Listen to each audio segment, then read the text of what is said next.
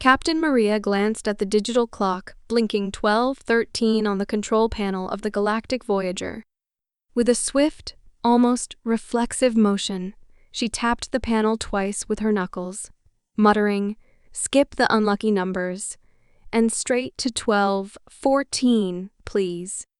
The numbers obediently flipped, bypassing the dreaded 13 altogether, a minor programming tweak she had insisted on, which both amused and bewildered her diverse crew. Navigating through the Sobek sector, rumored among spacefarers to be a swath of space that jinxed unwary travelers, Maria wasn't taking any chances. Her hand brushed over a small wooden figurine of an Earth rabbit, its ears worn smooth from frequent handling. "A little luck," she whispered, securing it back under her console. "You do realize that the rabbit doesn't actually alter the fabric of reality, Captain?" Jin, the ship's navigator, quipped from his station. His tone was light, teasing, yet underscored by a deep-seated skepticism common among the science-focused crew. Maria shot him a playful glare. "Maybe not, Jin, but it doesn't hurt to hedge our bets." She turned to the viewport, watching as stardust swirled around them like cosmic glitter. Superstition is part of human heritage. It makes the void less vast, more familiar. Intrigued by the exchange, Clixon, the ship's cultural officer from the planet Glip-Glop, floated closer. His multiple eyes blinked asynchronously as he recorded the interaction in his log. "Captain, may I inquire, why do humans cherish such rituals? In Glip-Glop culture, probability dictates actions, not." He searched for the word rituals. Maria smiled, always eager to bridge cultures. "It's about control, Clixon. Out here, so far from home, these little rituals make us feel like we have a say in our fate."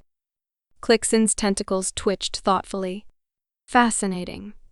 I shall observe and document these superstitions. Perhaps understanding them could enhance interspecies relations." "Just don't fall victim to them," Jin muttered, his eyes fixed on his screens, where numbers and trajectories told truths unclouded by human quirks.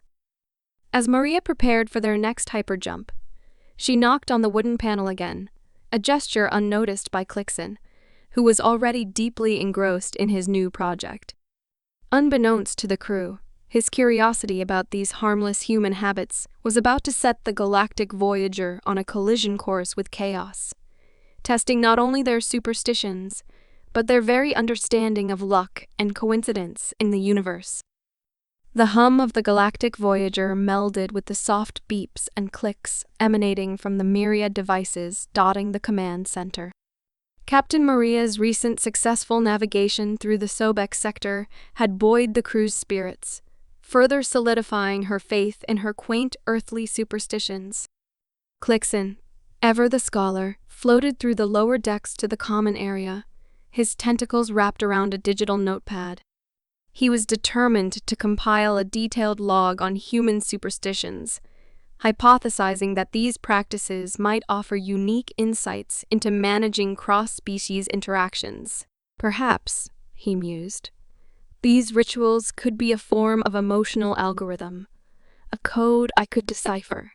In the common area, he observed Maria discreetly flipping a coin and tucking it away with a satisfied nod before initiating the daily crew meeting. Intrigued, Klixon whispered to Jin, who was sipping his third cup of synthetic coffee. What was the purpose of the captain's coin toss? Jin smirked, setting down his cup. "Oh, that's just Maria deciding on the meeting agenda.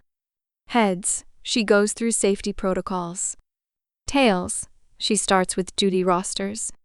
She believes it keeps the meetings dynamic." Scribbling notes, Klixon's interest deepened.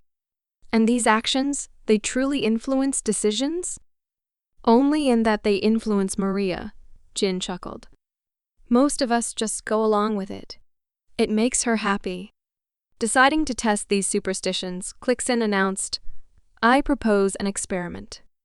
For a single day, let's avoid all superstitions, just to observe if the outcomes are truly influenced by such acts." Maria raised an eyebrow, but nodded. All right, Clixon. We'll try your experiment tomorrow. It's a quiet day in our journey, should be safe enough to test your theory. The following day, Clixon meticulously recorded each ignored superstition. He noted the crew's hesitance and the awkward pauses where they would normally engage in their little rituals. The morning started smoothly enough, despite some grumbles and uneasy glances. However, as the day progressed, a series of minor malfunctions occurred. The food synthesizer dispensed only half portions, leading to a queue of grumbling crew members at lunch.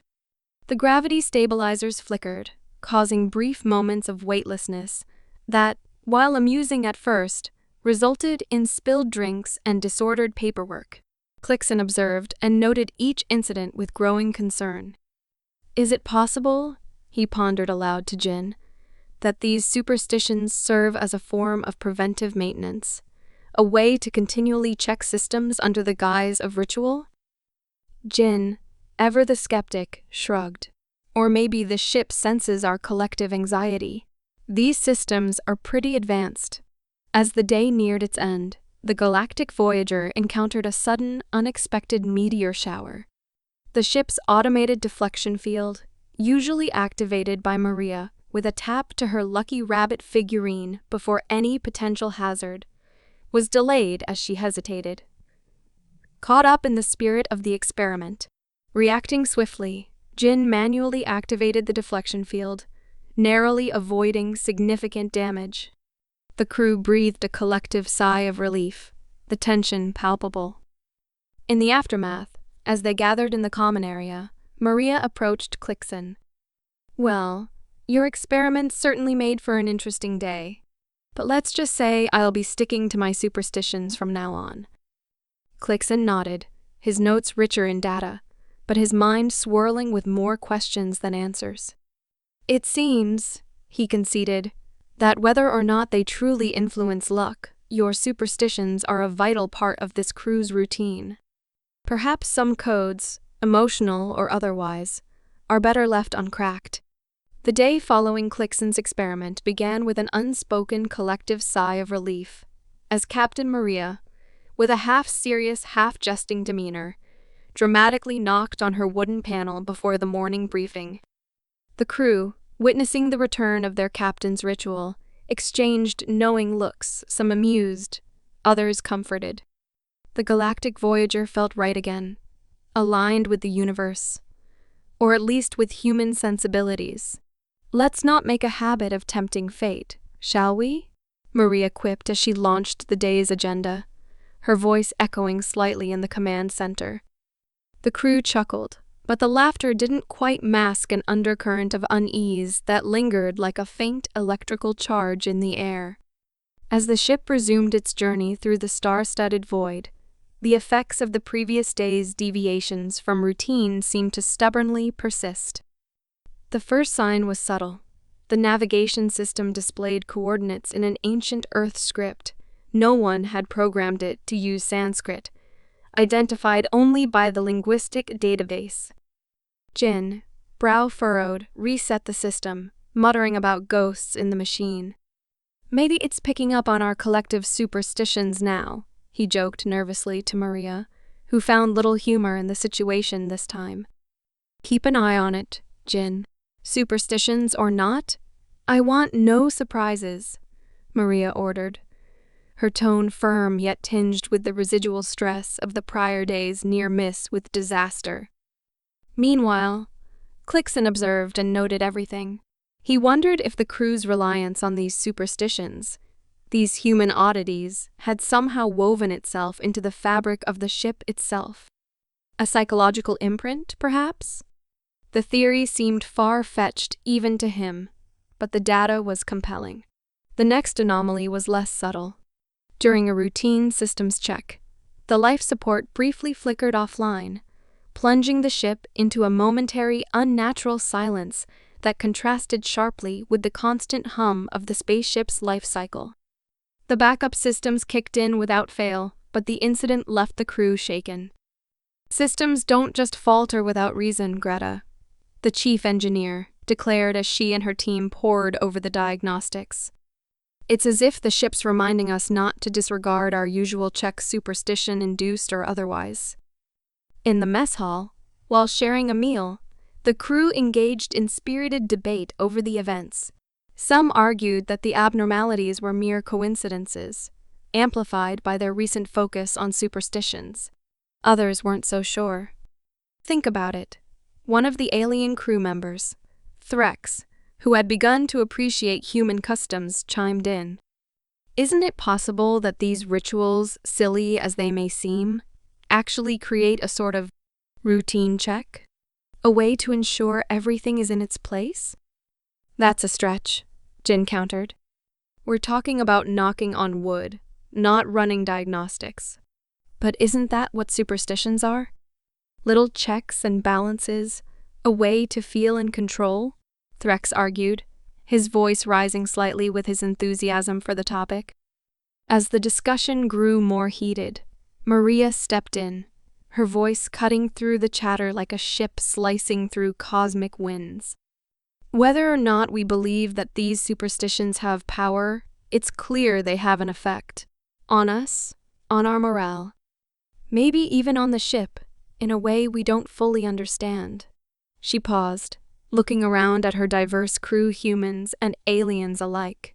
What happened yesterday made one thing clear. We need our rituals, as much for our peace of mind as for any possible tangible effect they might have.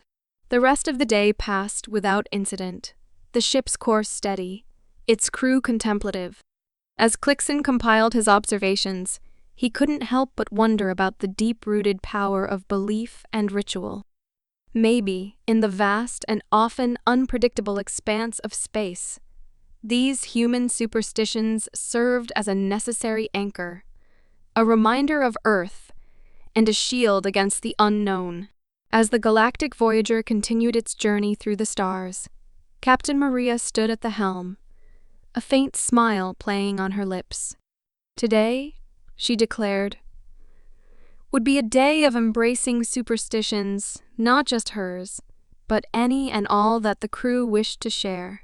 Let's make it a festival of luck, she announced, her voice ringing clear through the ship's intercom. The response was immediate and enthusiastic. The crew, both human and alien, needed no further encouragement. They began to prepare, each according to their own customs, turning the ship into a vibrant carnival of cosmic beliefs. In the engineering bay, Greta hung horseshoes over the doorway, an old Earth tradition purported to catch good luck. Nearby, Threx displayed a series of luminescent stones from his homeworld, arranged to harmonize the ship's energy fields according to his people's practices. Clixon, intrigued by this collective outpouring of cultural rituals, floated from one group to the next, his digital notepad in tow, documenting each superstition with a scientist's precision, but a sociologist's delight. Fascinating, he murmured to Jin, who had skeptically pinned a 4-leaf clover to his uniform. Your people turn to these practices in times of uncertainty. It's quite universal, isn't it? Jin, usually the skeptic, nodded thoughtfully. Seems like it. Though I never thought I'd see the day when our navigation console would be guarded by both a rabbit's foot and a Glip-Glopian energy orb. As the day progressed, the Voyager felt different, charged with an air of festivity, but also a palpable sense of unity. Crew members laughed and shared stories, their tales weaving a tapestry of mythical creatures, heroic deeds, and enchanted objects from countless worlds. Maria took a moment to observe her crew, her heart swelling with pride. See, Clixon, she said, gesturing to the gathering. These rituals, these little acts of belief, they're more than just superstitions. They're expressions of hope, of making the unknown a little less frightening. Clixon nodded, his multiple eyes reflecting the festive lights. I see that now, Captain. It is reassuring in a way I had not anticipated. The climax of the day came when an unexpected alert sounded. The proximity sensors had detected an anomaly nearby. a rare celestial phenomenon known as a star mirage, visible only through a specific spectrum. The crew rushed to the observation deck, their various charms and talismans in tow. Maria, standing at the forefront, knocked thrice on the wooden frame of the viewport, a silent plea for a clear and safe view. As if in response, the star mirage blossomed before them, an explosion of color and light that danced across the void, its beauty magnified by the collective awe of the Voyager's diverse crew. "It's beautiful," Jin whispered, his usual cynicism forgotten in the face of such splendor. "Yes," Maria replied, her voice soft but filled with conviction. "And maybe, just maybe, a little bit of luck helped us be here at the right time." As the mirage faded, leaving behind a trail of sparkling cosmic dust, the crew lingered, not wanting to break the spell. The day had not only been a testament to their superstitions, but had also strengthened their bonds, reminding them that no matter their origin, they all shared a common quest against the vastness of space. Clixon, closing his notepad, finally allowed himself to just experience the moment. "Captain," he said, turning to Maria, "today was a profound lesson in cultural anthropology, and perhaps in understanding what it means to be human." Maria smiled, placing a hand on his shoulder. "And what it means to be a part of this crew, Clixon. Superstitions and all." As they returned to their stations, the Galactic Voyager resumed its course, its crew richer in camaraderie and cloaked in layers of lucky charms. The universe, with all its mysteries, seemed just a little more navigable.